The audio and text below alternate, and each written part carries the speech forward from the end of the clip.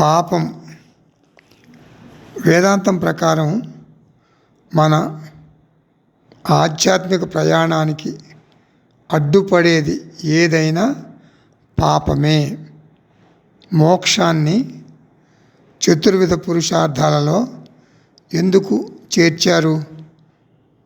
ధర్మము, అర్థము, కామము, మోక్షము. ఎందుకంటే మోక్షం కోసం మనిషి ప్రయత్నించాలి కాబట్టి మనకు మోక్షం రావాలా వద్దా అని దేవుడు నిర్ణయించడు. అలా అయితే దేవుడికి పక్షపాత వైఖరి ఉన్నట్లు అవుతుంది. మోక్షం కోసం మనం ప్రయత్నించాలి, మనిషి ప్రయత్నం చేయాలి. వివేకము, వైరాగ్యము, శమధమాది షట్క సంపత్తి వాటంతటా అవి రావు. మనం ప్రయత్నం చేస్తేనే అవి మనకు లభిస్తాయి.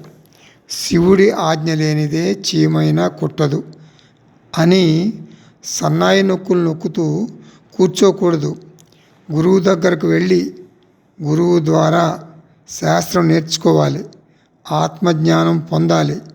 ఇది కేవలం మనిషి మాత్రమే చేయగలడు.